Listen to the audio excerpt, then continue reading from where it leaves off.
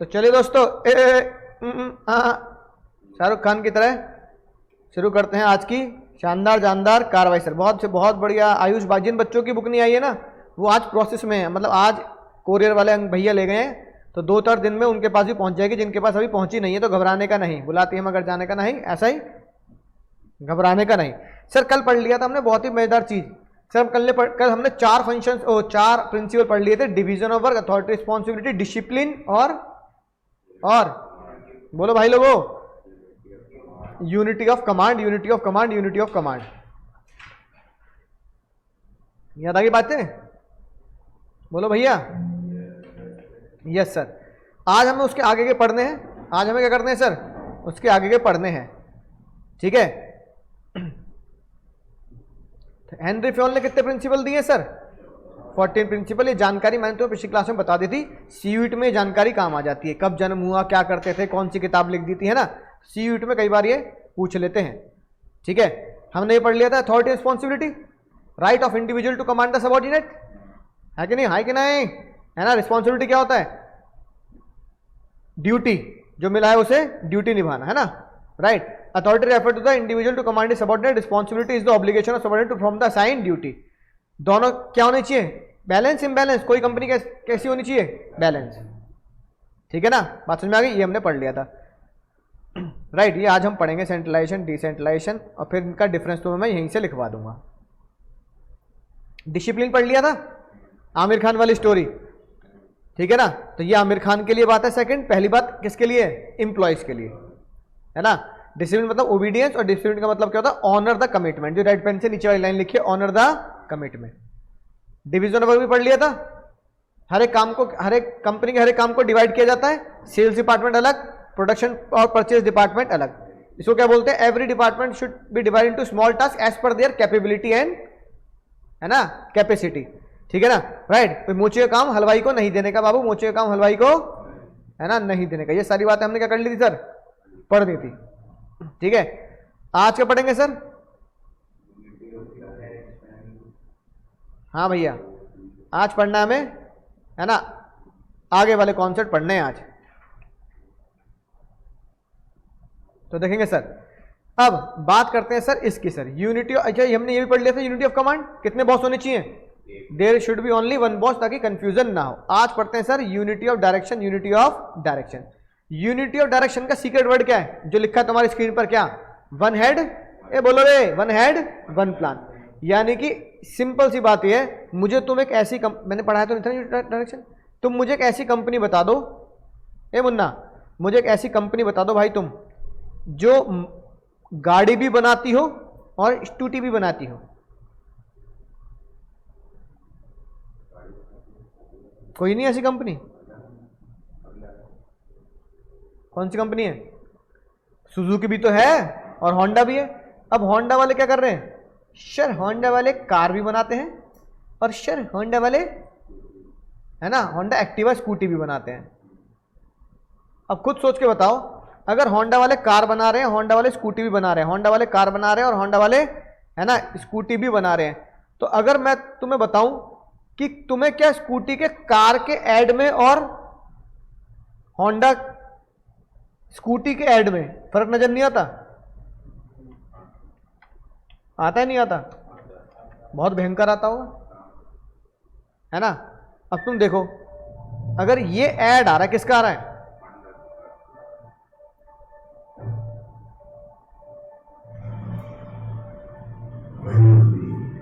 There's a sense inside telling you what's ahead. A sense that keeps you on track. A sense that stops you at the right moment. A sense that adapts to what's ahead. When you're sitting EAGB with Honda Sensing, just like you. कैसा लगा add?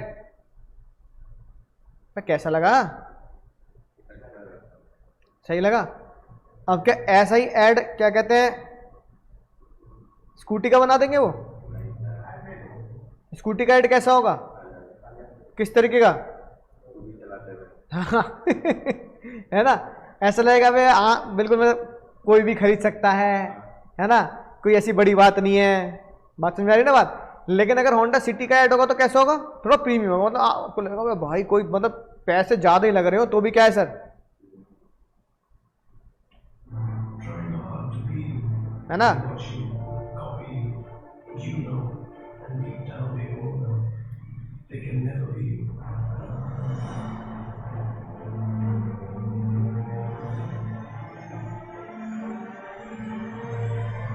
Forget the joys. Honda City pulls ahead. मतलब premium class के add बनाते हैं, मतलब गाड़ी चल रही होगी, तेज चल रही होगी, चलाने वाला भी कैसा होगा, हाई, मतलब कोई बड़ा कंपनी का सीईओ भी हो, बड़ी सी बिल्डिंग, समझ रहे हो ना, इस तरह का मतलब दिखाएंगे। और स्कूटी का कैसा होगा, तुम्हारी में इतने आम है, shirt T shirt T shirt पहन के, शर्ट वर्ट खोल के यूं घुमाते हुए, है कि नहीं बात। हाँ, साथ में EMI ऑल्सो अवेलेबल है, सही बात है। तो वो आम आदमी के दिल की वाली बात है कि यार स्कूटी के लिए भी ये मिल जाएगी, और ये प्रीमियम वाली बात है भैया, जो खरीदेगा वो EMI की नहीं सोचेगा, फिर तो क्या करेगा, वो बात ही करेगा हाई क्लास वाली बात। अब ये बताओ क्या दोनों का ऐड मिक्स किया जा सकता है, ऑनलाइन वाले बताएं क्या दोनों का ऐड मिक्स किया जा सकता है, नहीं। इसे बोलते हैं वन हेड वन प्लान। आपका एक हेड क्या है, कार्स, तो उसका प्लान भी एक होगा, उसकी सेल्स भी एक होगी। अगर तुम महीने में 10 कार भी बेच दो तो बहुत बड़ी बात हो जाती है, अब 10 कार बिक गई भाई, करोड़ों का सेल हो गया, है ना। और तुम महीनों में, एक महीने में 10 स्कूटी बेचो तो बेइज्जती वाली बात है। अबे स्कूटी 50, 60, 70 हजार की स्कूटी तो ये 10 ही बेच रहा है, यहां तो दिन में 10 बिकनी चाहिए, बात समझ में आई ना, राइट। ठीक है, तो इसका मतलब ये कि वन हेड वन प्लान का मतलब है एक प्रोडक्ट का एक प्लान होना चाहिए, एक प्रोडक्ट की एक डायरेक्शन होनी चाहिए, एक प्रोडक्ट की, है ना, एक ही यूनिट होनी चाहिए। आप दोनों को मिक्स नहीं कर सकते। कार का ऐड स्कूटी के ऐड से मिक्स नहीं हो सकता, कार की मैन्युफैक्चरिंग स्कूटी की मैन्युफैक्चरिंग से मिक्स कर दोगे, समझ ना। कार की हाई क्लास मैन्युफैक्चरिंग, इंजन होगा हाई पावर का, है ना, 1500 सीसी 2000 सीसी का। स्कूटी का इंजन होता है क्या 100 सीसी का, 125 सीसी का, है कि नहीं भाई, इससे ज्यादा होता भी नहीं, बात समझ में आ रही है ना, राइट। तो कार में, कार के जो बनाने वाले जो लेबर होंगे वो भी क्या होगी, हाई क्लास लेबर होगी, स्कूटी की दूसरी लेबर होगी। तो इसलिए भैया हेनरी फ्योन ने बोला भाई मेरी हाथ जोड़ के गुजारिश है कि अगर एक कंपनी 2 प्रोडक्ट बनाती है तो होशियारी ना दिखाए कि दोनों के सेल्स डिपार्टमेंट सेम, दोनों की एडवर्टाइजमेंट सेम, ऐसा नहीं हो सकता। आपके दोनों को एकदम सेपरेट यूनिट मान के काम करना पड़ेगा। Honda city is a separate मुद्दा और Honda scooty is a separate मुद्दा। तो वन हेड वन प्लान, यहां वन हेड का मतलब क्या है, वन प्रोडक्ट, यहां वन हेड का मतलब क्या है, वन प्रोडक्ट। लेकिन ना दोनों का ऑब्जेक्टिव एक ही होगा, क्या, कंपनी को प्रॉफिट देना। दोनों का ऑब्जेक्टिव क्या होगा सर, कंपनी को प्रॉफिट देना, है ना, बात समझ में आ गई। अब कई बार डिफरेंस आ जाता है सर, यूनिटी ऑफ कमांड और यूनिटी ऑफ डायरेक्शन में डिफरेंस होता है, तो फोटो खींच लो जल्दी, आराम से नोट करेंगे घर जाके। सर यूनिटी ऑफ कमांड मतलब बोलो जल्दी, order from order from one boss. Unity of direction मतलब one head one plan, relate to the employ. और यूनिटी ऑफ डायरेक्शन मतलब relate to the whole organisation. Unity of command is necessary, ताकि employ बेचारा परेशान ना हो, necessary for sound organisation, जो बड़ी ऑर्गेनाइजेशन है, साउंड मतलब बड़ी जो 2 प्रोडक्ट बनाती हैं उनके लिए नेसेसरी होता है। एडवांटेज डुअल सबऑर्डिनेशन, यानी कि 2 बार एक ही एम्प्लॉय को परेशान नहीं करना है। इसका एडवांटेज ओवरलैपिंग एक्टिविटी, कि एक का काम दूसरा ना करे, स्कूटी का काम स्कूटी को ही देंगे, बात समझ में आ गई ना, राइट। फोटो खींच ली, ऑनलाइन वाले भी साथ में अगर लैपटॉप पे देख रहे तो मोबाइल में फोटो खींच लेंगे, साथ साथ लिख लेंगे। कई बार एग्जाम में 2 नंबर में पूछ लेते हैं कि पहले पूछ लिया यूनिटी ऑफ कमांड बताओ, फिर पूछ लिया यूनिटी ऑफ डायरेक्शन बताओ, फिर पूछ लिया दोनों में डिफरेंस बताओ, है ना। तो 2 नंबर में इस तरीके से पूछा जा सकता है क्वेश्चन। तो सर अगर हम बोलें कि ये यूनिटी ऑफ कमांड क्या होगा, तो आप ये बोल सकते हो, लिखो मैनेजमेंट, जैसे लिखो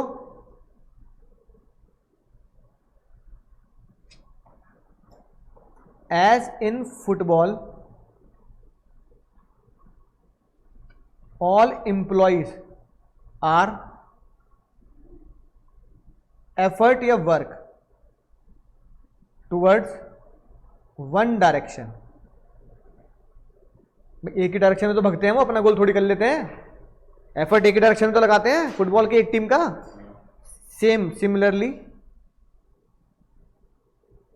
मैनेजमेंट,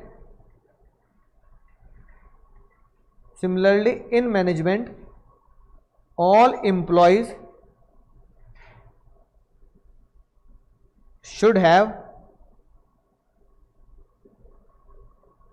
direction towards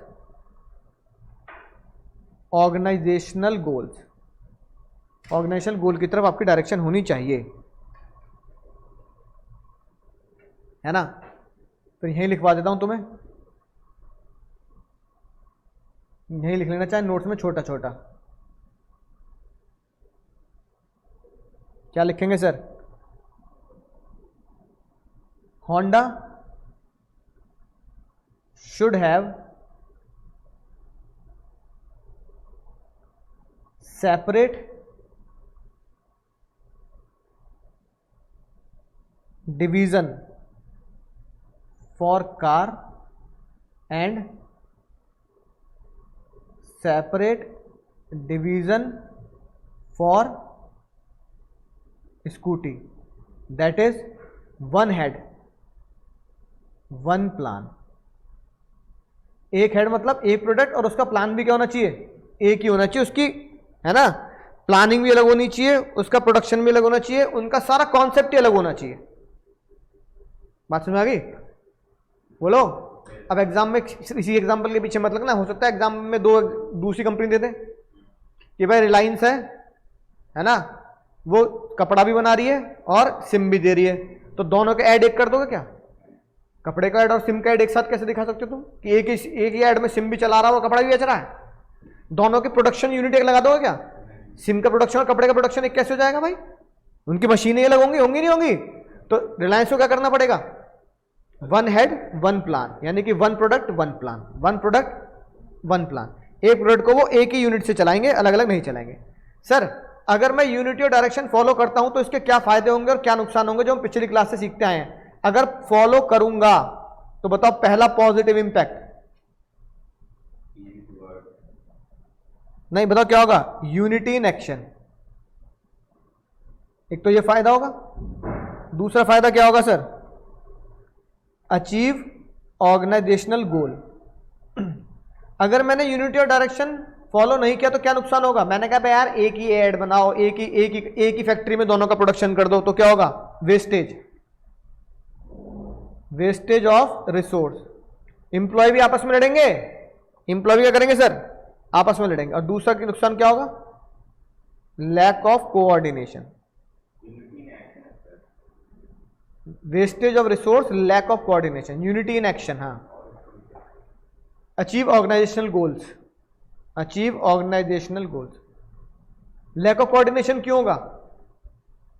तुम सामान मंगा रहे हो, कार का वो ला रहा स्कूटी का, तुमने पहिया मंगाया है, कार का पहिया लिया, वो किसका लिया है? वो कह रहा भैया वहां तो ये वाले रखे हैं, तो मिक्सिंग नहीं हो जाएगी? है कि नहीं बात? राइट। तुमने टूल कौन से मंगा रहे हैं, वो कौन से ला रहा है? तुम वायर मंगा रहे हो किसकी? कार की, स्टीयरिंग की, वो ला रहा है स्कूटी की, ब्रेक की। समझ रहे हो बात को? अच्छा तुमने ब्रेक की भी वायर मंगाई तो वो स्कूटी के लिए आया और कार के लिए आया। समझ रहे हो? तो कितना टाइम वेस्ट होगा, कितने रिसोर्सेज वेस्ट होंगे, कितनी कोऑर्डिनेशन में दिक्कत आएगी। तुम कहोगे भाई तुम क्यों बीच में क्यों आ जाते हो, भाई तुम कार वाले को बोलो ना। तो इससे बड़े हेनरी फ्योल ने बोला भाई लड़ाई झगड़ा और एक ही जगह से तुम क्या कर लोगे? पैसे तो बचा लोगे, किस चीज का? रेंट का, कि एक ही फैक्ट्री में सारे काम, लेकिन तुम्हारा प्रोडक्शन और तुम्हारा नुकसान उतना होगा कि तुम उतने में दूसरी फैक्ट्री लेके अलग ही यूनिट बनाओ। ठीक है? तो कार के डीलर जो आएंगे, कार के जो ग्राहक आएंगे वो उसमें आने चाहिए, कार के शोरूम में। वो स्कूटी और शोरूम में क्यों आएंगे भाई? तुम किसी कार के शोरूम में गए, तुमने देखा है वहां स्कूटी रखे हुए? नहीं ना, क्योंकि मजा ही नहीं आता। स्कूटी का ऑल टुगेदर क्या होगा? सस्ता सेगमेंट, कार क्या होगी? थोड़ा महंगा सेगमेंट। तो फर्क होता है ना दोनों में यार, है ना। उनके एम्प्लॉय को भी ऐसी क्या क्या ट्रेन किया जाता है। वेस्टेज ऑफ रिसोर्सेज, रिसोर्सेज में सब आता है। 4 रिसोर्स होते हैं हमारे, 4 M's, money, man, material, machine. चारों बेकार रहेंगे आपके। ठीक है? बोलो, यूनिटी ऑफ कमांड समझ में आ गया? अगली बात सर बहुत ही मजेदार, अगली बात बहुत गजब की बात है।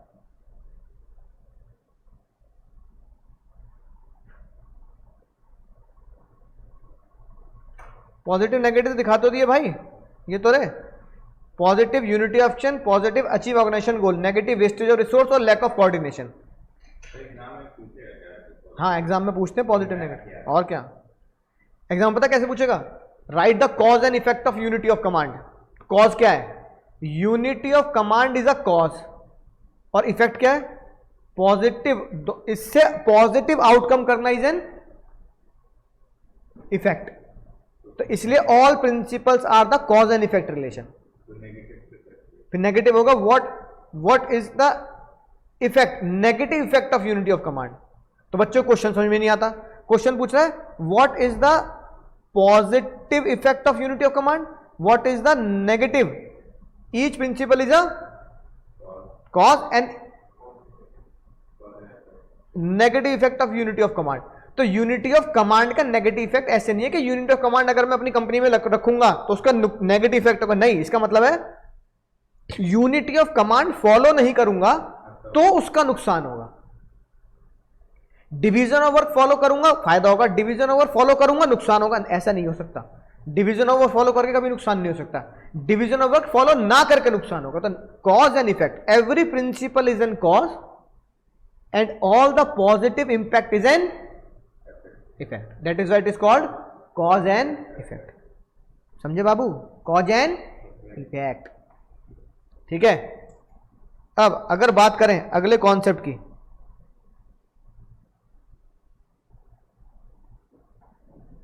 तो अगला कॉन्सेप्ट इससे रिलेट करता है।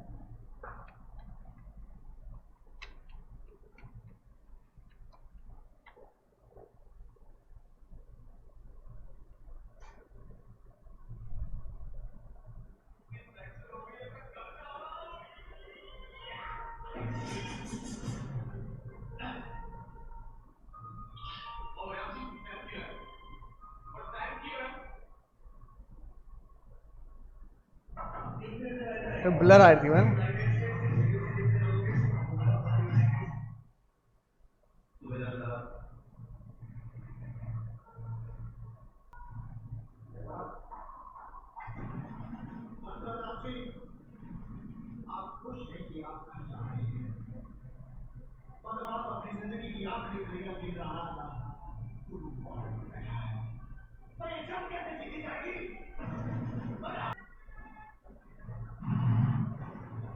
चलो भाई पूरी बॉर्डर पिक्चर ही देख लोगे आज।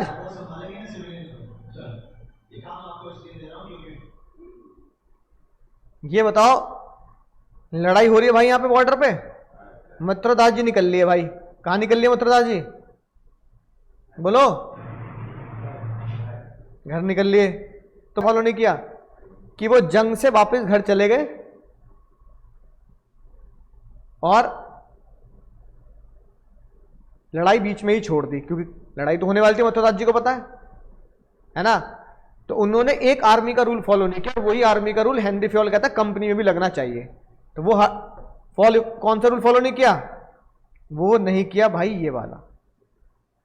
मथुरा दास जी को ये फॉलो करना चाहिए, तो हेनरी फ्योल भूल कह गए और मथुरा दास जी ने यही फॉलो नहीं किया। पढ़ना जरा क्या लिखा है,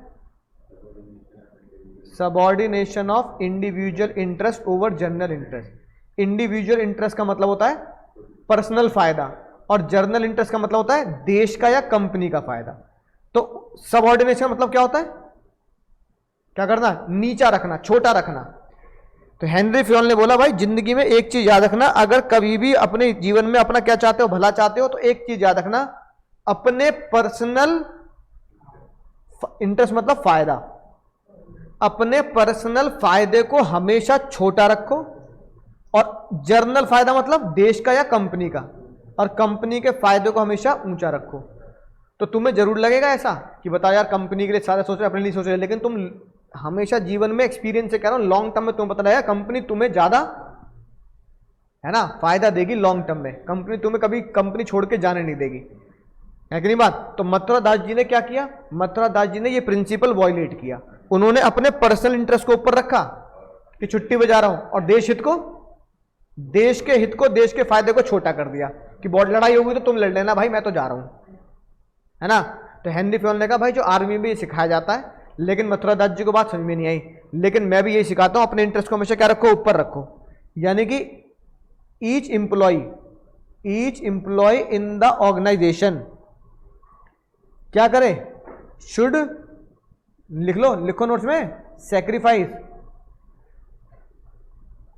each employee in the organization should sacrifice his personal interest, है ना, to achieve organisational interest. Company का या ऑर्गेनाइजेशन गोल लिख दो। कंपनी का गोल अचीव करने के लिए तुम्हें अपने पर्सनल इंटरेस्ट को क्या करना पड़ेगा सर? सैक्रिफाइस करना पड़ेगा, नहीं करना चाहिए, ये हेनरी फ्योल ने बोला। अब देखो एग्जाम में क्वेश्चन कैसा बनेगा, बोर्ड या सीयूईटी क्वेश्चन।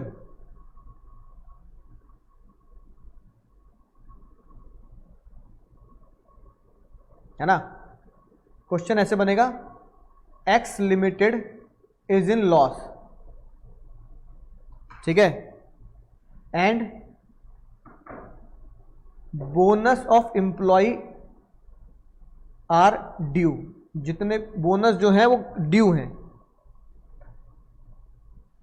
है ना, but all employees are ready to work in the company without bonus.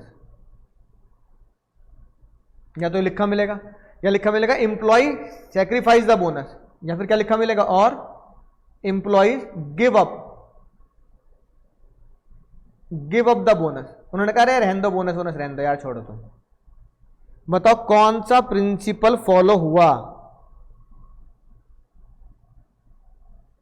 बोलो। आंसर क्या लिखोगे निकम्मो? अरे भाई आंसर यही तो है। उन्होंने कहा हमारा बोनस पर्सनल फायदा तो होता है, तो एम्प्लॉय कह रहे हैं भाई हमें मत दो बोनस, हमें मत दो, कंपनी लॉस, भाई कंपनी लॉस में चल रही है भाई, कैसे करोगे तुम, बोनस दोगे तो और लॉस में चली जाएगी, तो हमें बोनस मत दो, बिना बोनस से काम कर लेंगे, सैलरी मिल रही है वही बहुत है। तो यानी कि एम्प्लॉय ने अपना पर्सनल इंटरेस्ट क्या करा, नीचे रखा, और हाँ इसका उल्टा कर दूं, अगर मैं क्वेश्चन में ये बोल दूं कि भाई क्वेश्चन नंबर 2 मैं ये बोल दूं employee still want the bonus despite of loss, employee still want bonus. Employee करें लॉस होगा होगा भाई, लॉस गया तुम जानो, हमें तो अपना काम पूरा, हम कल से हम स्ट्राइक कर देंगे। तो इसमें कौन सा प्रिंसिपल वायलेट हुआ? तो आप लिखोगे principle of Henry Fayol violate is same. कौन सा? हाँ, तो एग्जाम में ये लिखना मिलेगा। तीसरा क्वेश्चन क्या बन सकता है एग्जाम में? तीसरा क्वेश्चन बन सकता है कि एम्प्लॉय के तुम मैनेजर हो, क्या मैनेजर हो? Purchase manager. तो परचेज मैनेजर ने एक कंपनी का कॉन्ट्रैक्ट अपने रिलेटिव को दे दिया, given to relative at high price. समझ गए इसका मतलब क्या हुआ?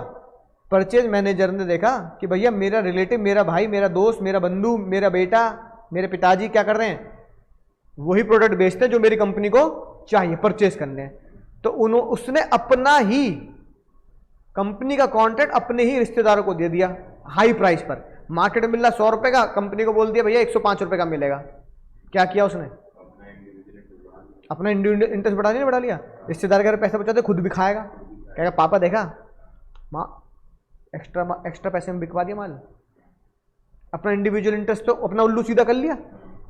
कौन सा प्रिंसिपल वायलेट हुआ? Violate principle of individual interest over general interest. या कंपनी को नुकसान कर रहे हो, अपना पर्सनल फायदा कर रहे हो, तो बस यही सनी देओल की बात पसंद नहीं है, यही हेनरी फ्योल को बात पसंद नहीं आई। तो कभी कंपनी को पता लगेगा ना भाई, तुम्हें नौकरी से निकाल देगी कि बताओ कंपनी के आड़ में तुम अपने घर में पैसा बिकवा रहे हो। पॉजिटिव नेगेटिव, ए बाबू पॉजिटिव नेगेटिव क्या होंगे बताओ? Subordination of individual interest over general interest.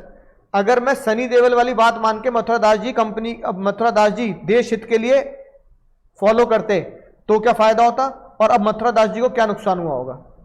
अगर मथुरा दास जी रुक जाते, कंपनी का एम्प्लॉय बोनस सेक्रीफाइस करते, और एक एम्प्लॉय महंगे चीज नहीं बेचता कंपनी को अपने रिश्तेदारों से, तो क्या होगा? ऑर्गेनाइजेशन गोल अचीव हो जाएगा, है ना। दूसरा क्या होगा? गुड रिलेशन भी तो होंगे, और लॉयल्टी भी रहेगी कंपनी और उसके बीच में। यार एम्प्लॉय बढ़िया है हमारे भाई, बताओ यार दिवाली वाले दिन बोनस नहीं मांग रहे, क्यों? कंपनी लॉस में चल रही है। बताओ इतने बढ़िया दिल के एम्प्लॉय कैसे होंगे? जैसे वो नहीं दिखाई थी आमिर खान की वीडियो पिछली वाली, उसमें भी तो सब लोग कह रहे थे हम काम कर लेंगे जी, डबल शिफ्ट में काम कर लेना, बात तो लॉयल्टी जनरेट होती है नहीं होती है। लेकिन तुम निकले मथुरदास जी, तुम कह रहे हो भाई कंपनी गई तेल लेने, है ना, जंग गई तेल लेने, मैं तो घर जा रहा हूं भाई। इससे क्या होगा? क्या जंग जीत जाओगे ऐसे? सनी देओल यूं तो गुस्सा कर रहा है, अगर हर कोई छुट्टी ले ले तो जंग कैसे जीती जाएगी मथुरदास जी? जंग कैसे जीती जाएगी अगर हर कोई छुट्टी ले लेगा तो? इसका मतलब देश का गोल, कंपनी का गोल नॉट अचीव, क्योंकि तुम तो अपना फायदा देख रहे हो, कंपनी का फायदा थोड़ी देख रहे हो। दूसरा, जब कंपनी को पता लगेगा कि तुम कंपनी का माल महंगा बेच रहे हो अपने घर में, bad relation with the management, है ना, राइट, तो ये तुम्हारे साथ होगा। डिक्रीज द लॉयल्टी, तुम्हारे ऊपर भरोसा घटेगा किसका? कंपनी का। Loyalty of the employee decrease. तो इसलिए डोंट बी मथुरदास जी, मथुरदास जी ना बने, पर्सनल फायदा ना ढूंढे हर जगह, ठीक है। और ये तो हमारा चहेता है भाई, प्रिंसिपल ऑफ रेम्यूनरेशन, पहली क्लास से बाबू यही सीख रहे हैं। प्रिंसिपल ऑफ रेम्यूनरेशन का मतलब क्या होता है? क्या मतलब होता है भाई लोगों?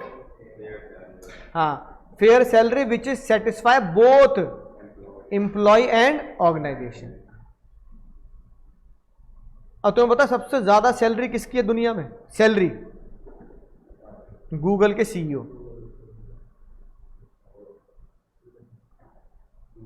हैविंग सुंदर पिचाई, सैलरी 1800 करोड़ रुपए पर एनम। एक महीने की कितनी होगी भाई? करना जरा,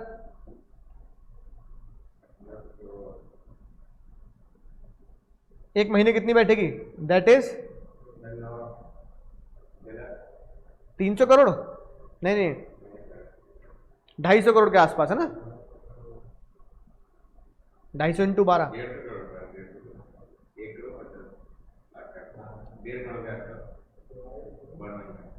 1.5 करोड़।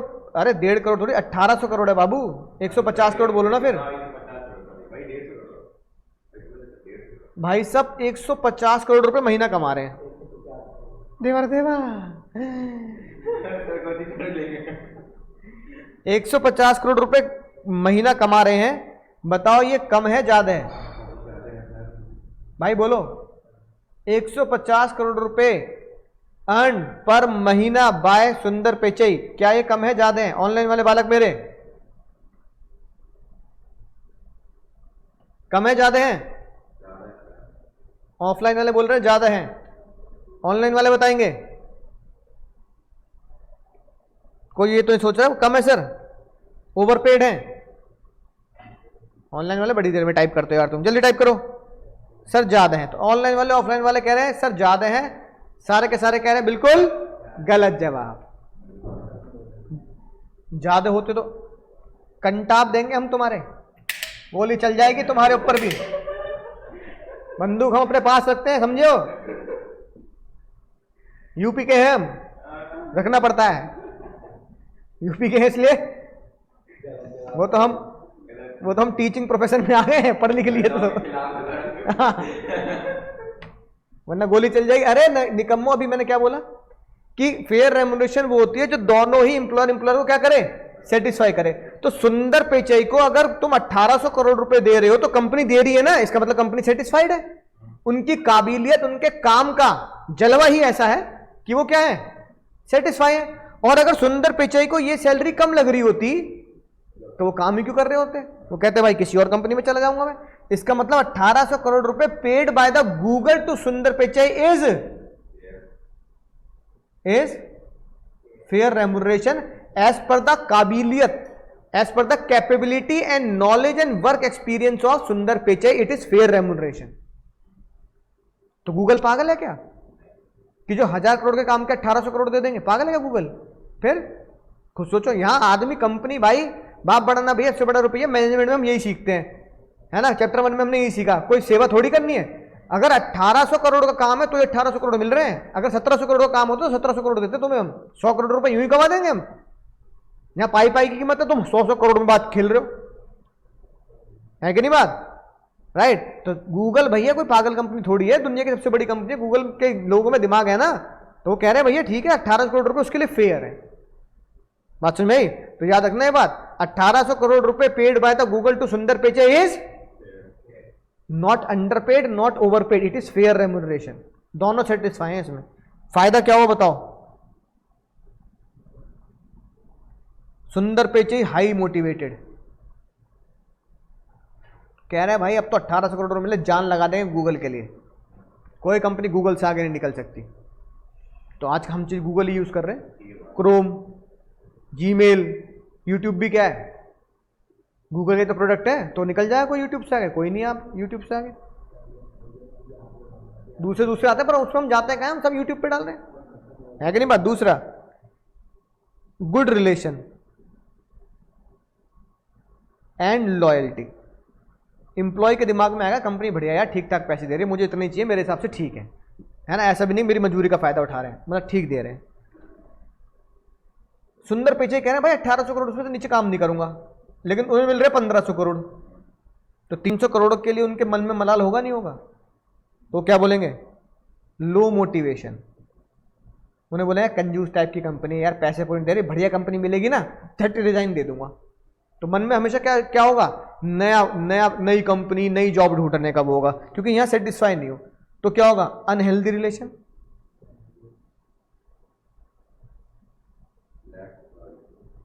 Unhealthy relation. और एम्प्लॉय कभी भी क्या कर सकता है? रिजाइन कर सकता है ना, यानी कि uncertainty of employee, uncertainty of employee. Employee कभी भी रिजाइन दे सकता है, जैसी नई जॉब मिलेगी, लेकिन सुंदर पिचाई नहीं देंगे, क्योंकि उन्हें पता है कोई और कंपनी तरह पैसा दे ही नहीं सकती मुझे गूगल के अलावा। फायरफॉक्स भी नहीं दे सकते, याहू भी नहीं दे सकते, है कि नहीं बात? तो उन्हें पता, इसलिए उनके दिमाग में कुछ है ही नहीं क्या कि छोड़ दूंगा, नई जॉब ढूंढ लूंगा। उन्हें पता गूगल जितनी पैसा कोई दे नहीं सकता भाई मुझे, तो उन्हें पता है, इसलिए वो हमेशा लॉयल रहेंगे, हमेशा अच्छे रिलेशन में रहेंगे, हाईली मोटिवेट रहेंगे कि गूगल वाले 1800 से 1900 करोड़ करेंगे, 1800 से 1700 करोड़ तो करेंगे नहीं भाई, है ना। ये फायदा होता है सर फेयर रेम्यूनरेशन का। तो हेनरी फ्योल ने क्या बोला? फेयर रेम्यूनरेशन बांटो। कितनी बांटो? तो भाई पिचाई के लिए 1800 करोड़ बहुत है, और अगर मुझे मिल जाए 18 करोड़ तो मिल लेते भाई, वही बहुत है। और तुम्हें मिल जाए 18 करोड़, तुम भी कह दोगे सर बहुत है कि नहीं बात? हम कौन सा कह रहे हैं कि तुम हमें अभी से 1800 करोड़ दे दो? तो सुंदर पिचाई की जब जॉब लगी होगी तो 1800 करोड़ थोड़ी कमा रहा होगा, उसने भी 1-2 करोड़ 2-4 करोड़ से शुरू की होगी जॉब। 1800 करोड़ तक तो पहुंचा है वो कई सालों में, है ना। तो हम भी यही कह रहे हैं भाई, हमें तो 18 करोड़ दे दो, हम तो उसमें खुश हो जाएंगे जी। हाँ मैम ग्रुप बना देना, इनका कुछ ना असाइनमेंट वगैरह देने हैं। हाँ चलिए, 5 बच्चे ना, एक चौथा आया नहीं अनमोल, और एक वो लड़की भी नहीं आ रही, वो कशिश नाम है, क्या नाम है?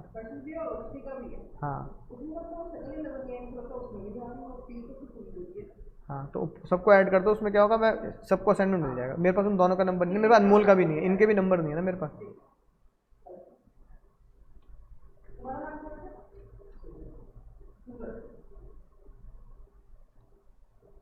लिख लिया क्या? फेयर रेम्यूनरेशन, ठीक है भाई लोगों। अगली बात सर, फेयर रेम्यूनरेशन की बात करने के बाद अगले पड़ाव में बढ़ते हैं सर। इसे बोलते हैं सेंट्रलाइजेशन एंड डिसेंट्रलाइजेशन। सुनेंगे ध्यान से, फिर क्वेश्चन करेंगे, आ जाना। सेंट्रलाइजेशन एंड इसका मतलब ये होता है मेन चीज के डिसीजन, मेन चीज के डिसीजन किसके पास होंगे हमेशा? पापा के पास। कि घर में कितने रुपए तक का टीवी आना, ये फैसला कौन करेगा? अब तुम कहते हो लाख रुपए का लिया पापा, पहले वहां से लेकर यहां तक थिएटर बना देंगे, तो पापा कंटाप देंगे कान के नीचे, है कि नहीं बात? पढ़ा मत लियो, है इंतजाम कर ले थिएटर का, है कि नहीं बात? तो ये मेन डिसीजन किसका है? हाँ तुमसे वो सलाह ले सकते, कहेंगे देख भाई टीवी तो आएगा 50,000 रुपए तक का, तू होशियार ज्यादा है तो तू बट क्या बता दे, कंपनी बता दे, MI का ले ले, सैमसंग का ले ले, क्रोम का ले ले, या किसी और उसका ले ले, तू बता दे, तू रिसर्च करके बता दे बस, है ना। फालतू मत बता मुझे कि पापा इतने इंच का, इतना बड़ा, पापा साथ में स्पीकर ऐसे लगा देंगे, मजा आ जाएगा, हॉल में बैठे हो, है कि नहीं बात? ये सारी चीजें मत बता, बात समझ में? लेकिन पिताजी ने फंड अलॉट कर दिया, पैसा, तो वो तो टॉप लेवल का काम है भाई, क्योंकि हम तो फंड अलॉट कर नहीं सकते। लेकिन दुकान पे जाके टीवी बुक करके कंपनी चूज करना ये तुम्हारा काम है। तो पिताजी ने कहा पैसा देना मेरा काम है, पिताजी का काम हुआ सेंट्रलाइज, और तुम्हारा काम क्या हुआ रे बाबू, कि तुम्हारा काम हुआ डिसेंट्रलाइज, कि पापा आप ऑफिस चले जाना, दुकान पे मैं चला जाऊंगा, टीवी मैं बुक कर दूंगा, घर पे आएगा तो स्टॉल भी मैं करवा लूंगा, है ना। तो ये हो गया डिसेंट्रलाइज। यानी सेंट्रलाइजेशन का मतलब होता है the main decision is in the hand of few लोग, फ्यू पर्सन, एंड डिसेंट्रलाइजेशन का मतलब होता है कि decision making power distributed to lower level. समझ रहे हो बात को, राइट। कौन सी कंपनी ज्यादा कौन सी कंपनी बढ़िया होती है, सेंट्रलाइज डिसेंट्रलाइज? गलत जवाब। अगर सेंट्रलाइज सारी कंपनी बढ़िया होगी तो रिलायंस चलती ना, क्यों? रिलायंस में नोएडा में एक रिलायंस के आउटलेट पर कितने बजे खोलना है, कितने बजे बंद रखना है, कब छुट्टी रखनी है, मुकेश अंबानी से पूछते रहे हम हैं। तो अंबानी क्या करेगा फिर भाई? अगर ये छोटे मोटे काम अंबानी कर लेंगे तो फिर भैया फेसबुक से डील कौन करेगा 43,000 करोड़ की? Centralise decentralise? गलत जवाब, डिसेंट्रलाइज भी गलत। तो फिर फेसबुक की डील फिर मुकेश अंबानी को कर रहे हैं, फिर तो नोएडा का ही कर देगा कोई, मैं ही कर दूंगा। मैं कह दूंगा अंबानी जी मैं जियो का एम्प्लॉय हूं, मैं कर लूंगा बात जूबर्ग से। अबे नाम तो तेरे पे बोलना ना रहा, मार्क जूबर्ग कर रहा है, डील कर लेगा तो 13,000 करोड़ का, जूबर्ग बात भी कर लेगा। तू कौन है? मैं नोएडा का एम्प्लॉय हूं। समझ रहे हो? तो भैया एक कंपनी वो ही बढ़िया होती है जो दोनों में बैलेंस करती है। दोनों बैलेंस मतलब main important decision power with the top management and dispersal of decision making power to more than 1%, it is called decentralise. नलायक को हमारे देश में सरकार भी तो ऐसी है, main decision related to country, है ना, डिसीजन रिलेटेड टू कंट्री, ये किसके हाथ में होता है? Central government. And decision related to state, ये किसके हाथ में है कि नहीं? बात बोलो, बिल्कुल सही बात है। अब भाई मान लो जैसे शिवरात्रि आती है तो महाराष्ट्र में थोड़ी छुट्टी होती है, कहाँ होती है? हमारे यूपी में लोग क्या कहते हैं, द्वार से गंगा जल ला रहे हैं, रास्ते बंद हो जाते हैं, है ना, मेरठ गाजियाबाद छुट्टी होती है नहीं होती? और अगर गणपति बप्पा और है ना, अगर मान लो भैया गणपति बप्पा मोरी, वहां पे क्या होता है, गणेश विसर्जन होता है, कहां पर? मुंबई में। तो अपन लोगों की छुट्टी होती है क्या? कोचिंग बंद रहती है, पता है वहां 10 दिन छुट्टी होती है, 10 दिन। तो मेरी सिस्टर रहती है, कजन सिस्टर मुंबई में, है कि नहीं बात? तो कहती है इतनी तो भाई दिवाली की छुट्टी नहीं होती है जितनी गणेश विसर्जन पे होती है, क्योंकि पूरे गणेश विसर्जन मुंबई पूरा बीच पे होता है, रास्ते जाम ही जाम। तो वहां 10 दिन छुट्टी रहती है स्कूल कॉलेजेस की, वो कॉलेज में पढ़ाते हैं, स्कूल कॉलेज की 10 दिन की छुट्टी रहती है। रीजन क्योंकि वो उनका वहां पे मेन त्योहार वो गणेश विसर्जन मनाते हैं, है ना। हरिद्वार में लोग उत्तराखंड में, है ना, वो महाशिवरात्रि बड़ा बनाते हैं। अगर तुम बंगाल चले जाओ तो दुर्गा पूजा नहीं करते वो। तो अब स्टेट क्या लगा, तो स्टेट वालों को अपनी पावर दे रखी है भाई, तुम अपने कल्चर के हिसाब से क्या कर लेना, इसे बोलते हैं डिसेंट्रलाइजेशन। लेकिन भाई गांधी जयंती पे छुट्टी होगी तो ये तो सबकी छुट्टी होगी ना, ये क्या होगा सर? सेंट्रलाइज। समझ गए? तो मेन पावर अपने पास, छोटी छोटी पावर नीचे बांट दो अपने लोगों को, सेम, है ना, याद रखिए ना बात। ये एग्जांपल, दूसरा एग्जांपल लिख लो। दूसरा एग्जांपल ये बताओ, how many month Reliance Jio will be free? ये किसका डिसीजन है? तो ये डिसीजन क्या हुआ?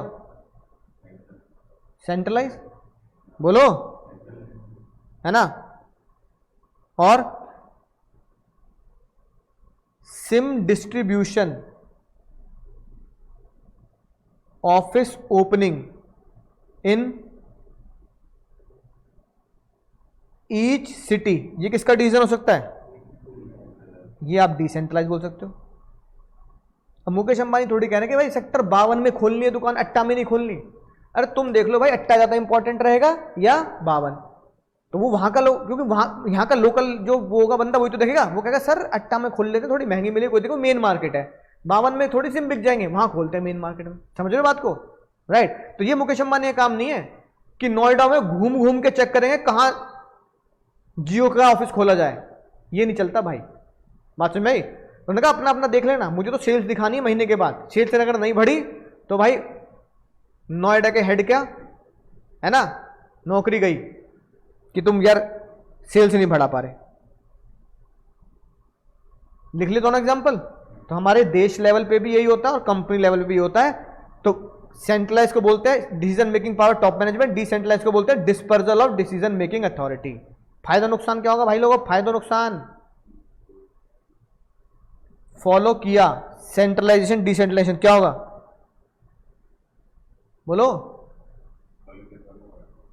क्या होगा? Early and effective decision. अब क्या मुकेश अंबानी को कॉल करनी पड़ेगी? भाई मुकेश अंबानी का फोन ही ना लग रहा, मीटिंग में सर, कब तक फ्री होंगे? रात तक फ्री होंगे। और तो यहां तो काम ही हो जाएगा, फिर यहां तो हम दुकान ओपन ही नहीं कर पाएंगे, क्योंकि मुकेश अंबानी जी ने कहा था ओपन करने के लिए ऑनलाइन वो करूंगा मैं ओपनिंग। तो तुम भैया अपना खुद ही देख लो। बात समझ में आई? तो अर्ली डिसीजन हो जाएगा नहीं हो जाएगा? अर्ली क्या फायदा होगा? Increase motivation to lower level और मिडिल लेवल एम्प्लॉय। जितने भी मिडिल लेवल और लोअर लेवल के एम्प्लॉय होंगे उनके अंदर मोटिवेशन आएगा कि भाई हमें डिसीजन पावर दे दी है ना, कि भाई हम क्या कर सकते हैं सर, अपने डिसीजन खुद ले सकते हैं। To take self decision for the company, कि भाई अब हम खुद डिसीजन लेंगे अपनी कंपनी के बारे में और देखना हम कंपनी को लॉस नहीं होने देंगे। तो एक मोटिवेशन आता है कि बार बार चीज पूछने की जरूरत नहीं, मैं अपनी मर्जी से ले सकता हूं। नुकसान क्या होगा? हर चीज मुकेश अंबानी करने लगे तो नुकसान क्या होगा? Slow decision making as 100% centralise. और अगर मुकेश अंबानी ने बोल दिया सब कुछ डिसेंट्रलाइज तो क्या होगा? लुट गई भाई कंपनी, है ना। तो मिसयूज होगा अथॉरिटी का, misuse of money and authority. If 100% decentralise, फिर तुम फेसबुक को सारे पैसे बांट दो भाई, तो 100% डिसेंट्रलाइज हो नहीं सकता, ठीक है। और 100% सेंट्रलाइज क्या करेगा? कंपनी को आगे नहीं बढ़ने देगा। तो दुकान खोलने से लेके बंद करने से लेके छुट्टी करनी है कल क्योंकि हमारे यहाँ शिवरात्रि है कल, भैया ये बातें मुकेश अंबानी से नहीं पूछी जा सकती। मुकेश अंबानी कह रहे हैं भाई मुझे महीने के और साल के एंड में प्रॉफिट लॉस दिखा, तू 12 दिन बंद रख महीने में दुकान, बाकी 12 दिन में तू क्या कर दे, तब भाई मचा दे, प्रॉफिट लिया, मैं तो खुद तब भी खुश हूं। समझ में ना बात? राइट। तो उन्हें तो प्रॉफिट से मतलब है, तुम छुट्टी ले रहे हो नहीं ले रहे हो उन्हें से मतलब नहीं है। नोट कर लिया। और आज का एक आखिरी मुद्दा आता है, जब भी भाई काम करेंगे, हेनरी फ्योल ने कहा भाई ये ऐसा प्रिंसिपल है जिसे पढ़कर तुम्हें थोड़ा दुख होगा, तुम्हें लगेगा भाई हेनरी फ्योल ना बहुत ज्यादा क्या है, हाँ गुस्सेल टाइप के, बहुत सख्त टाइप के। हेनरी फ्योल ने बोला कि भाई देख, बॉस बॉस होता है, एम्प्लॉय होता है, और बहुत दुख के साथ कह रहा हूं अकाउंटेंट होता है, और पियोन होता है। अब कल को तुम कह दो भाई डी एक पियोन है कंपनी का, है ना, या चौकीदार है कंपनी का, या नॉर्मल अकाउंटेंट है, तुम कह दो ए मुकेश अंबानी, ए मतलब अंबानी से मिलना है, भाई तू क्या करेगा मिलके? नहीं मैं कंपनी का चौकीदार हूं, मैं अंबानी से मिलूंगा। भाई तू समस्या तो बता ना मैं उन्हें बताऊंगा। तो उसकी ऐसी कौन सी भयंकर कंपनी की रिलेटेड ऐसी कौन सी भयंकर लाखों करोड़ों अरबों रुपए की समस्या हो जाएगी जो बता देगा, वो ज्यादा क्या बोलेगा? हेनरी फ्योल ने बोला बुरा मत मानो, मैं उनके शब्द बोल रहा हूं हेनरी फ्योल, उन्होंने बोला बुरा मत मानो यार, अगर कंपनी में आगे बढ़ना है तो मेरी बातों को तुम्हें पॉजिटिवली लेके सीखना पड़ेगा, बुरा मत मानो। क्या बोल देगा चौकीदार? देखो चौकीदार अंकल बुरा मत मानना, देखो तुम्हें लगेगा हेनरी फ्योल जो है वो छोटे एम्प्लॉय के, लोअर एम्प्लॉय के ना फेवर में थ्योरी नहीं बनाई। उन्होंने कहा फेवर में नहीं, मैंने किसी के फेवर में थ्योरी नहीं बनाई, मैंने सिर्फ कंपनी के फेवर में थ्योरी बनाई, कंपनी प्रॉफिटेबल होनी चाहिए। तो हेनरी फ्योल अंकल जी ने बोला बताओ चौकीदार क्या बात कर लेगा, बोलो सैलरी बढ़ा दो ये कर लेगा। चौकीदार अंबानी से और क्या बोल लेगा, मुझे नई बंदूक दे दो, यही तो बोल लेगा। बदमाश लोग ज्यादा आते हैं आजकल। और चौकीदार ज्यादा ज्यादा क्या बात कर लेगा कि मेरी शिफ्ट चेंज कर दो, है ना, या मुझे टाइम चाय 2 की जगह 3 टाइम भिजवा दो, या मेरे घर में आजकल खाना नहीं बन रहा तो मुझे खाने की सुविधा दे दो साहब, बड़ी दिक्कत होती है, भूखा पेट कैसे रह सकते हैं, है ना। यही तो बात कर लेगा ना। क्या चौकीदार ये बात कर कैसेगा? जब मार्क जुबर्ग आए ना तो मुझे भी ले लो लाइन पे, क्या देगा वो? उसे पता ही नहीं। हेनरी फ्योल ने भी यही बात समझा, उन्होंने कहा देखो देखो बुरा मत मानना, मैं ये लिख देता हूं, एक कंपनी का पियोन, चौकीदार, अकाउंटेंट, नॉर्मल छोटा इंप्लॉय जो लेवल पे है, डायरेक्ट नहीं मिलेगा, क्योंकि इसकी वैल्यू ज्यादा बड़ी है। ये इंटरनेशनल लेवल की बात चल रही है, तुम सिर्फ एक ब्रांच के पियोन की बात कर रहे हो, यानी कि कोई ऐसा मुद्दा ही नहीं है। उन्होंने कहा नहीं देखो बुरा मत मानो, बुरा ना मानो होली है ना, ऐसे बुरा ना मानो चेन है।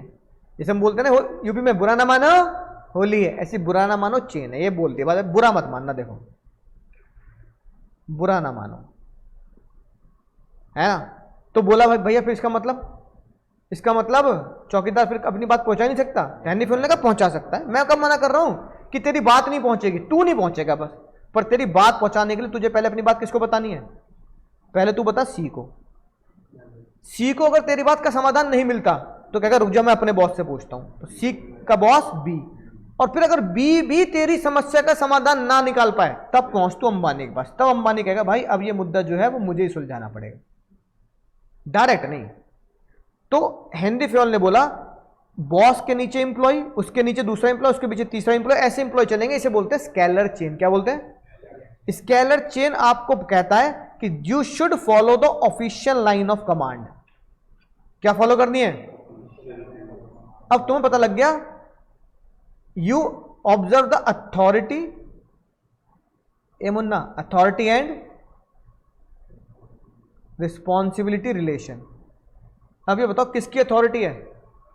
अगर बी की अथॉरिटी है तो बी की क्या बन जाएगी? काम करने की रिस्पॉन्सिबिलिटी। या फिर अगर तुमने अथॉरिटी दी है, ए ने अथॉरिटी दी है बी को, तो बी को क्या देनी पड़ेगी? रिस्पॉन्सिबिलिटी भी देनी पड़ेगी। तो अथॉरिटी रिस्पॉन्सिबिलिटी रिलेशन क्या होता है? बिल्कुल क्लियरली डिफाइन। इससे और क्या फायदा होता है चेन से? कौन किसे रिपोर्ट करेगा? रिपोर्टिंग रिलेशन बोलो डिफाइन। बताओ कौन किसे रिपोर्ट करेगा? कौन किसे रिपोर्ट करेगा? मैंने बोल नहीं रहे। डी किसे रिपोर्ट करेगा? तो सी को ही करेगा, सिर्फ सी को करेगा और किसी को नहीं करेगा। कल को ई आके पूछ रहे ना, ओए अकाउंटेंट इधर आइयो, पहले तो बोलेगा तमीज से बोल, पहले तो तमीज से बोल। होगा तो अपने डिपार्टमेंट का कहीं ऊंचा इंप्लॉय प्रोडक्शन का, सीटी क्या मार रहा है? अरे भाई सॉरी भाई, अरे भाई मैं ये पूछ रहा था कि सेल्स कितनी हुई है इस बार बताइए जरा, तो बता देगा वो। तुझ प्रोडक्शन से मतलब है ना, तू अपना रॉ मटेरियल ला, प्रोडक्शन कर, तुझे क्या मतलब सेल्स कितनी हुई है, प्रॉफिट कितना, वो मेरा मसला है, अकाउंट डिपार्टमेंट का मसला है, वो क्यों बता देगा वो? इसलिए हेनरी फ्योल ने यही बोला था कि ये फायदा होगा कि डी अपनी बात कभी भी ई को नहीं बताएगा। और ई को जानने की जरूरत क्या है? तुम क्यों क्या कहते हैं गॉसिप बोलते हैं, गॉसिप क्यों भाई तुम अफवाह गॉसिप फैला रहे हो? ई बोलेगा देख इतना प्रॉफिट हो गया, बोनस कंपनी कम देती है, बोनस हमारी कंपनी से लड़ लेंगे, स्ट्राइक पे चले जाएंगे, तोड़ फोड़ मचा देंगे, हैं प्रॉफिट हो रहा है 500 करोड़ का, बोनस मिल रहा 50 रुपए, कोई तरीका है? समझ में आई ना बात? तो तुम क्या करते हो? और इसने सच बताया 500 करोड़ की सेल हुई है, ये सच बताया, ये कौन अथेंटिकेट करेगा सच बताया ना? तो तुम आपस में क्यों पूछ रहे हो भाई? तो डी को बोल दिया जाएगा देख दुनिया में कोई भी आ जाए तेरे से पूछने, तुझे इसे रिपोर्ट करनी है, सी से रिपोर्ट करेगा और बी से रिपोर्ट करेगा।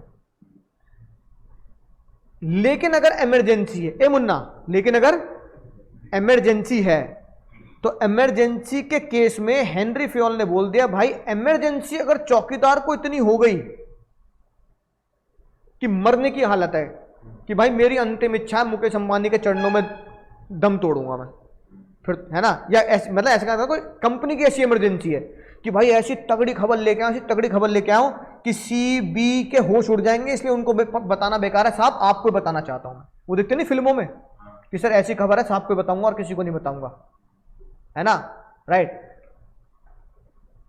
तो इसे हम बोलेंगे इमरजेंसी। क्या बोलेंगे? इमरजेंसी में कोई भी इंप्लॉय डायरेक्ट जाके बात कर सकता है, इसको बोलते हैं इमरजेंसी गैंग प्लैंक। क्या बोलते हैं? यानी gang plank permit the direct communication between the employee working at same level authority and other level, same level पे भी और अदर लेवल पे। यानी डी अब ई से भी डायरेक्ट बात कर सकता है, डी ए से भी डायरेक्ट बात कर सकता है। अगर डी ने क्या घोषित कर दिया, there is an emergency news और देयर इज एन इमरजेंसी मुद्दा। अगर इमरजेंसी है तो आप कर लो।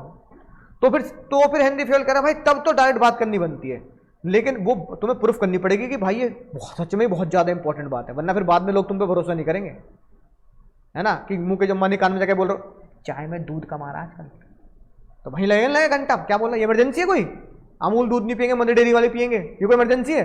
तो तुम्हें इमरजेंसी में क्या करना पड़ेगा, प्रूफ करना पड़ेगा कि ये इमरजेंसी की वजह से मैं गैंग प्लैंक बनाकर तुम्हारे पास एक बार मिलना चाहता हूं, है ना। हाँ, अब जैसे मान लो जिस फैक्ट्री में चौकीदार है, चौकीदार कह रहा है भाई हमारी फैक्ट्री में ना हमारे एम्प्लॉय ड्रग्स बेचते हैं, तो ये इमरजेंसी वाली बात है कि नहीं। और ये बात अगर मैं सी को बताऊंगा तो सी उस फैक्ट्री का ही मालिक है, तो सी उल्टा होकर कर गया, निकाल देगा। बी को इसलिए नहीं बताना चाहता क्योंकि सी और भी हो सकता है मिक्स हो, तो कह रहा सीधा मुंबई बात करूंगा, साहब इतनी बड़ी इमरजेंसी है, हम क्या कर रहे हैं, हम बेच रहे लोगों के भलाई का काम कि भैया सिम होगा, ये होगा, ये होगा, यहाँ भैया इलीगल काम चल रहा है, इनके चक्कर में मैं फंस जाऊंगा साहब, मेरी नौकरी भी जाएगी, मैं जेल और जाऊंगा अलग। तो ऐसी कुछ इमरजेंसी हो, है ना, तो आप डायरेक्ट गैंग प्लान का इस्तेमाल कर सकते हैं। लिख ली सारी बातें। तो अथॉरिटी रिस्पॉन्सिबिलिटी डिफाइन हो जाती है, रिपोर्टिंग रिलेशन भी डिफाइन हो जाता है, ठीक है। सारे कम्युनिकेशन कैसे पास होंगे, तो लिखो all communication must be pass through this chain, इस चेन के थ्रू ही सारे कम्युनिकेशन पास किए जाएंगे। अब बोलो फायदा क्या होगा भैया और नुकसान क्या होगा। फायदा clear line of authority and responsibility, सबको पता होगा किसकी क्या पावर है, किसको कौन रिपोर्ट करेगा। और एक और सबसे बड़ा फायदा जो मैंने तुम्हें बताया था, एक प्रिंसिपल यूनिटी ऑफ कमांड, मतलब यूनिटी ऑफ कमांड मतलब देयर शुड बी ओनली, तो एक ही तो बॉस है, डी का बॉस एक ही तो बॉस है, तो unity of command follow.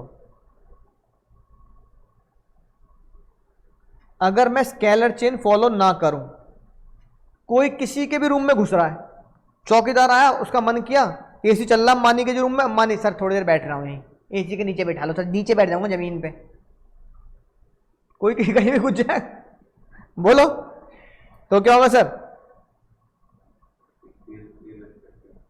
Clear line of authority and responsibility, है ना, वॉयलेट, किसी को पता ही नहीं भाई कौन किससे बात करेगा, no unity of command,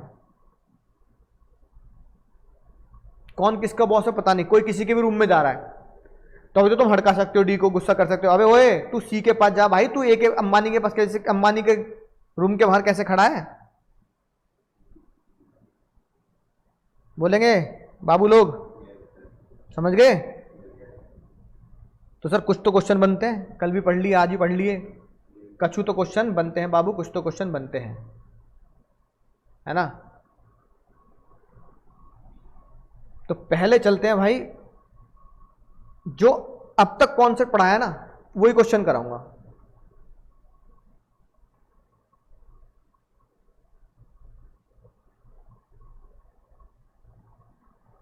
chapter कौन सा आ गए, चैप्टर 3 है, चैप्टर 2 पे जाना है हमें।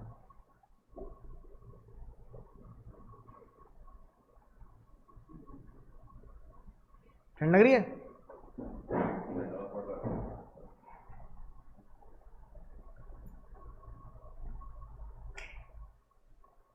बताओ भैया। क्वेश्चन 20 बहुत जबरदस्त क्वेश्चन, बहुत जबर।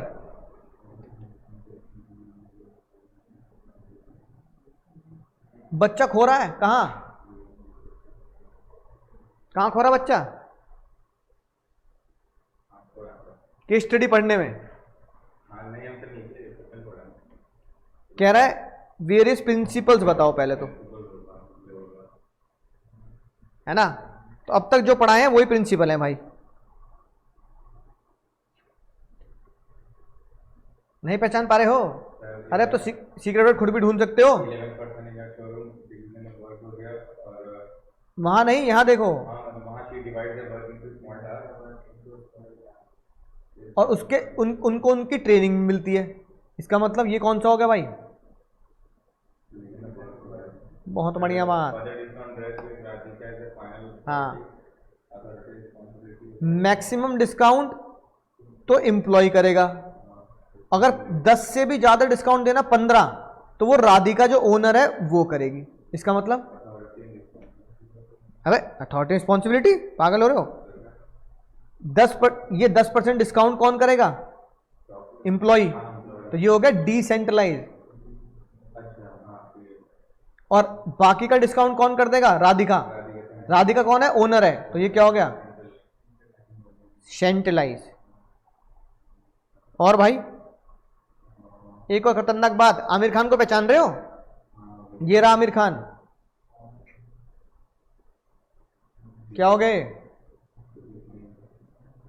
डिसिप्लिन। हाँ, कमिटमेंट पूरी कर दी ना, डिसिप्लिन है ना। हालांकि एक चीज और है जो मैंने पढ़ाई नहीं है, पर अभी तुम समझ जाओगे इससे। लेकिन राधिका दिल की बहुत अच्छी है, लेकिन उसके पास एक गड़बड़ है। राधिका ज्यादा बायस रहती है फीमेल के लिए।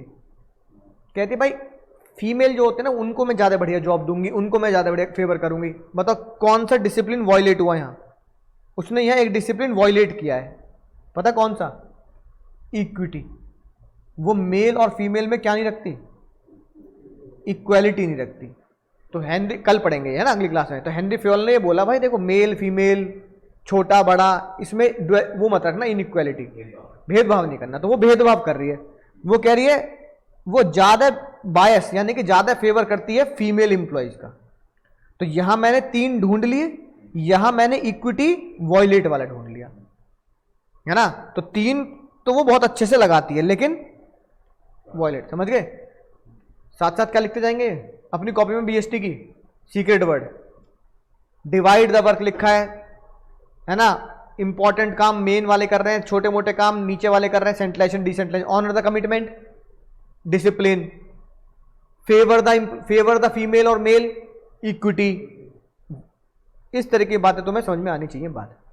फिर चाहे तुम्हारे पास देखो बुक तो है ही, चाहे तुम इसको नोट से याद ना करके यहां से जीके पीएल कर लो, है कि नहीं, विद कार्टून प्रेजेंटेशन। सीपी की पीडीएफ भेज दूंगा मैं तुम्हें, तो टाइम बच जाएगा यहां पे हमारा, है ना। बहुत तगड़ी पीडीएफ है। बोलो भाई। अब एक और important question,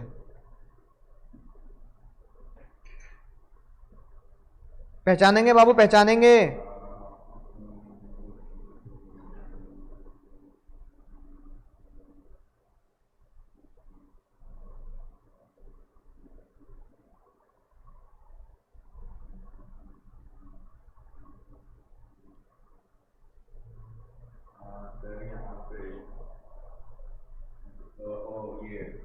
unity of command हो रहा है, प्रोडक्शन मैनेजर भी अलग बोल रहा है, फाइनेंस हाँ मैनेजर भी अलग। बिल्कुल, बहुत बढ़िया। वहां देखो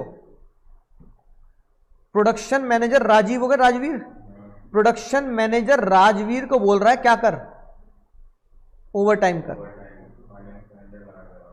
राजवीर को ओवर टाइम करने के लिए कह रहा है प्रोडक्शन मैनेजर। भाई अगर प्रोडक्शन मैनेजर कह रहा है कि तभी हमारा काम पूरा होगा जब तू ओवर टाइम करेगा, फाइनेंस मैनेजर कह रहा है डबल बिजली, डबल खर्चा, डबल पेमेंट, हट पागल हो रहा है। फाइनेंस मैनेजर क्या बोल रहा है? मत करियो। दिस प्रैक्टिस मतलब ओवर टाइम। कौन सा प्रिंसिपल वॉयलेट किया? ए बाबू कौन सा प्रिंसिपल वॉयलेट किया? Unity of command. एक इंप्लॉय राजवीर और उसके ऊपर कितने बॉस बिठा दिए? 2 बॉस। कौन कौन से बॉस? एक बॉस प्रोडक्शन मैनेजर और एक बॉस फाइनेंस मैनेजर। अब वो बेचारा क्या करेगा अकेले? किसकी सुने? अब एक बॉस कह रहा भाई डबल शिफ्ट लगा, दूसरा वाला कह रहा बिल्कुल मत लगा लियो, पिस गया ना बीच में बेचारा वो। और बताओ? नहीं बाबू नहीं, वहां पे वो नहीं है, काम करने के लिए तो वॉलेट बोल रहा हूँ, गलत हो गया, इम्प्लीमेंट करना है फैक्ट्री में। गलत हो गया। देखते ऑनलाइन वाले पहचान रहे।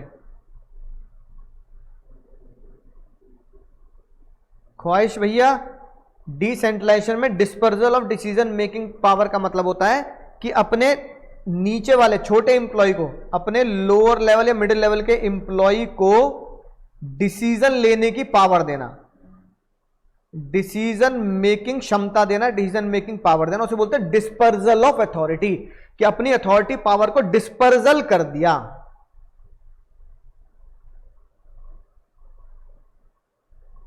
ठीक है, अब बताओ, ऑनलाइन वाले भी ढंग से नहीं पहचान पा रहे। ये कह रहा है, राजवीर कह रहा है कि कौन सा प्रिंसिपल फैक्ट्री में इंप्लीमेंट होना चाहिए, डिवीजन ऑफ वर्क। नहीं बाबू, नहीं पहचान रहे हो, खोपड़िए तुम्हारे, हम गोली मार देंगे। अभी आज ही पढ़ा है तब ऐसे काम कर रहे हो। अरे बाबू सुन तो लो क्या लिखा है। ए भाई सुन, देखो अब मैं जो कह रहा हूं पहले वो सुनो, तुमने बहुत अपनी अकल लगाई। ये पढ़ना जरा, कंपनी एक तो हैंडमेड कारपेट बनाती है और कंपनी साथ में मशीन मेड। राजवीर कह रहा है कि इसके चक्कर में ओवरलैपिंग हो जाती है, एक का काम कोई कर देता है, एक का काम कोई कर देता है।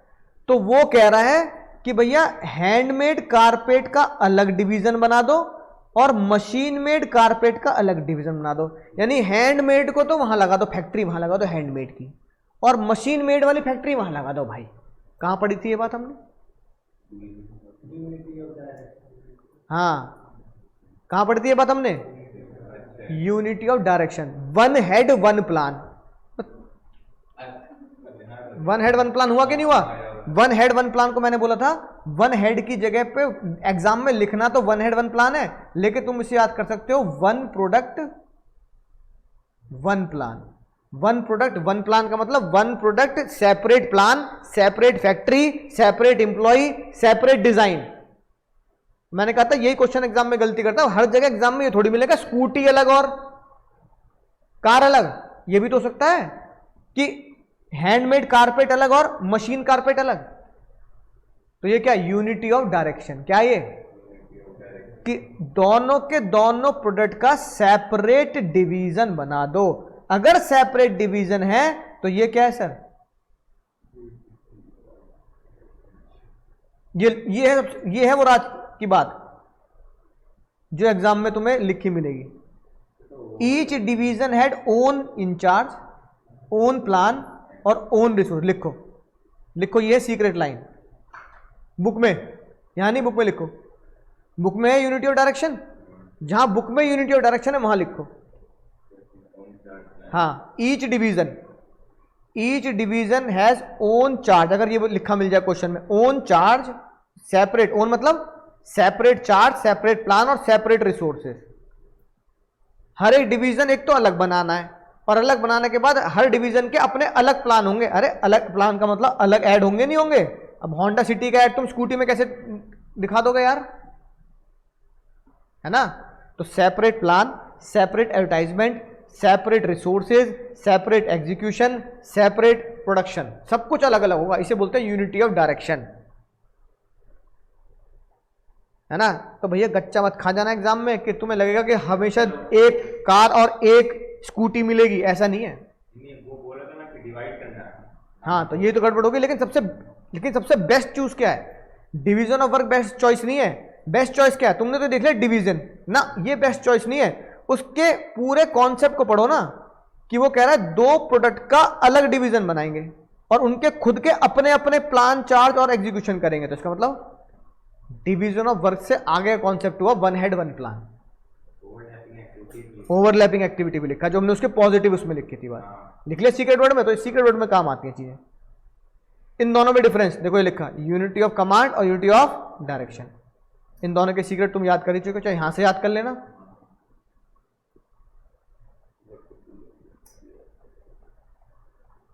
ठीक है भाई लोगों, समझ में आ गया अच्छी क्लास? एक और बता दो, आज के और कल के लेक्चर से रिलेटेड है। 14 बाबू, 14।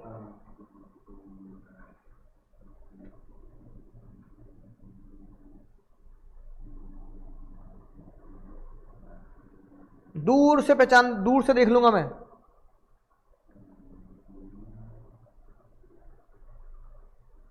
अरे बाबू इतनी देर लगा रहे हो।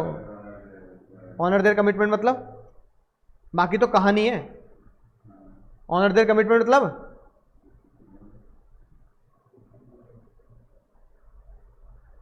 बताओ।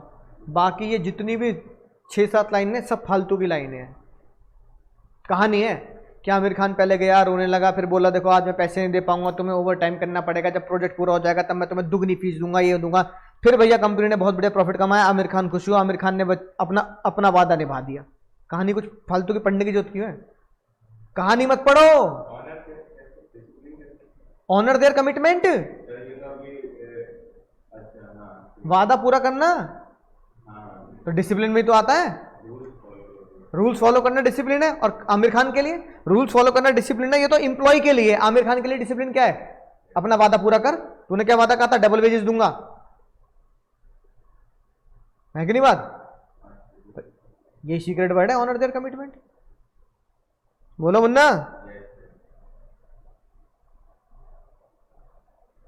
चलो एक और लास्ट मामला।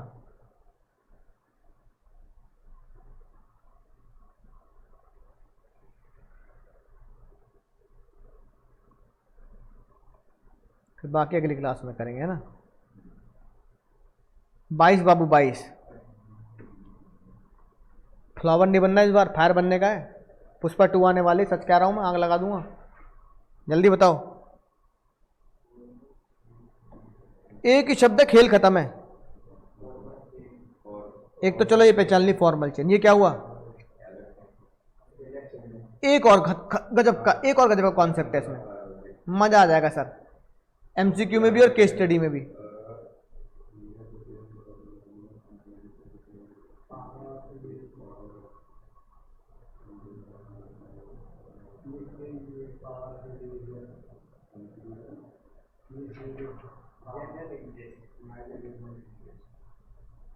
हाँ, क्या कह रहा है वो? मिसयूज कर रहा है अपनी पावर को फॉर फैमिली बेनिफिट। इसका मतलब मथुरादास जी है, मथुरादास जी है कि जंग को छोड़ के अपने फैमिली बेनिफिट के लिए घर चला गया। और ये वही एम्प्लॉय है जो कंपनी का माल 100 रुपए का मिलता है, अपने परिवार को 105 का खरीदता है अपने परिवार से। तो ये कौन सी प्रिंसिपल हुआ? ये कौन सा प्रिंसिपल वॉयलेट है? Violated subordination of individual interest over general interest. समझ गए भाई? बोलो, है ना। ऐसे दिखाना पड़ेगा। देखो ये पहले ये दिखाऊंगा, चाहे यहां से याद कर लेना, फिर पूरा स्केलर चेन बताना पड़ेगा, है ना। तो इसको यहीं से याद कर लेना। वहां थोड़ा छोटा छोटा लिखा हुआ है ना मैंने नोट्स में समझाने के लिए, तो यहां थोड़ा डिटेल में दे रखा है, तो इसको यहां से याद कर लेंगे, ठीक है। और फिर डायग्राम भी बनाना है और साथ में एग्जाम्पल भी लिखना है। स्केलर चेन क्या होता है? कैनरी फ्योल ने बोला ऑर्गेनाइजेशन की एक लाइन ऑफ अथॉरिटी होनी चाहिए टॉप टू बॉटम। सारे कम्युनिकेशन किससे होगी सर? उस टॉप टू बॉटम होगी। इससे क्या होगा? स्पीडी कम्युनिकेशन होगा, गैंग, है ना। और इमरजेंसी में आप क्या यूज कर सकते हो? Gang plank. Authority responsibility fix होगी। फिर एग्जाम्पल लिख दिया ना ऊपर वाला ही, एफ ए से डायरेक्ट नहीं मिलेगा, एफ पहले ई को मिलेगा, ई, है ना, ये वाली बात है। तो सेम उसे डिसाइन कर दिया।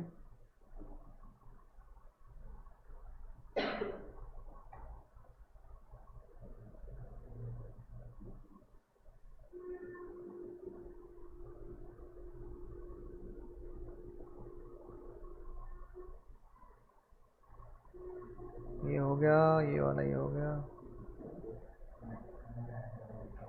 ठीक है भाई, समझ में आ गया क्या? यस सर, पहचान लोगे अब, है ना।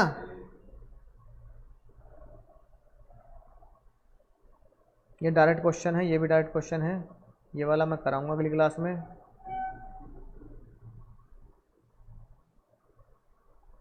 ये भी अगली क्लास में होगा।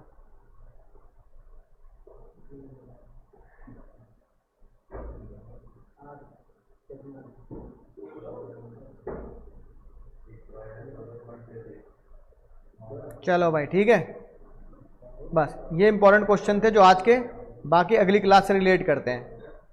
इधर ध्यान दो, बतियाओ नहीं आपस में। डायरेक्शन समझ गए? ठीक है, unit of command, scalar chain है ना, क्लियर लाइन अथॉरिटी रिस्पॉन्सिबिलिटी, फिर गैंग प्लैंक इमरजेंसी में या एग्जाम में बना के आ जाएंगे। ठीक है ना, स्केलर चेन ये होता है, लोअर से टॉप लेवल तक होता है ना। फेयर रेम्युनरेशन क्या होता है सर?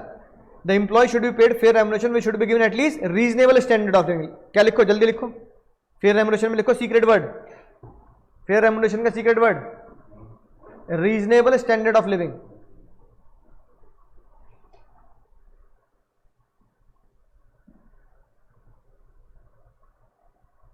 ठीक है, रीजनेबल स्टैंडर्ड ऑफ लिविंग है ना, मतलब कि उस एम्प्लॉय का जो स्टैंडर्ड ऑफ लिविंग है उसके हिसाब से उसे पैसा देना। रीजनेबल तो दो, है कि नहीं बात? उसके मतलब एजुकेशन के हिसाब से तो अब सी है, उसको तुम दे रहे हो कि भाई चार्टर्ड अकाउंटेंट को है ना 10,000 रुपये, तो स्टैंडर्ड ऑफ लिविंग मेंटेन हो जाएगा उसका। अरे रीजनेबल स्टैंडर्ड ऑफ लिविंग तो दो, उसने इतनी बड़ी डिग्री ली है ना। अब कोई डॉक्टर बन गया तो उसको तुम कंपाउंडर काम थोड़ी दे दोगे, या सैलरी कंपाउंडर के बराबर की थोड़ी दे दोगे भाई। तो उसको उसके फेयर पैसा तो दो। और फेयर पैसा कैसे निकलता है? जब एम्प्लॉय खुद अपने दिमाग में सेटिस्फाई करके स्टैंडर्ड ऑफ लिविंग मेरा मैच हो जाता है ना। सेंट्रलाइजेशन डिसेंट्रलाइजेशन में जल्दी देख लो डिफरेंस, फोटो खींच लो। हाई लेवल वाले लोग लेते हैं सेंट्रलाइज, डिसेंट्रलाइज में डिसीजन कौन लेता है? Lower level.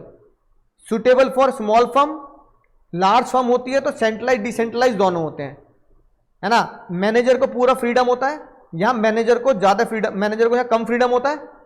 और डिसेंट्रलाइजेशन में मैनेजर को सारा फ्रीडम होता है क्या करने का? अपने डिसीजन लेने का। बात समझ में आ गई ना। हमें कौन सी कंपनी बनानी है? सेंट्रलाइज डिसेंट्रलाइज, जो दोनों में क्या करे सर? बाबू दोनों में क्या करे? अगर कोई तुमसे पूछे सेंट्रलाइज कहां पाया जाता है तो तुम बोलोगे छोटी कंपनी हमेशा सेंट्रलाइज होती है, जैसे एक दुकान, सारे डिसीजन सेठ जी के हाथ में। डिसेंट्रलाइजेशन कहां पाया जाता है? जहां कंपनी बड़ी होती है कि नहीं बात? राइट। तो ये हाई लेवल रिटेन करते हैं। जनरली स्मॉल ऑर्गेनाइजेशन में सेंट्रलाइज प्रोसेस पाया जाता है। डिसेंट्रलाइज लोअर लेवल को पावर दे देना कि तुम अपने डिसीजन खुद ले लो, है ना। तो ये जनरली लार्ज ऑर्गेनाइजेशन में पाया जाता है। हमेशा बेस्ट ऑर्गेनाइजेशन वो होती है जो सेंट्रलाइज और डिसेंट्रलाइज को क्या कर दे पुष्पा? फॉलो बैलेंस कर दे। ठीक है भैया, बोलो समझ गए सर? मजा आया सर? तो डोंट बी मथुरा दास जी, ये बात याद रखेंगे आज की। मथुरा दास जी बनने की जरूरत नहीं है। चलो tata bye bye, take care. अगली क्लास में और कुछ क्वेश्चंस और फेवल के प्रिंसिपल को खत्म करेंगे।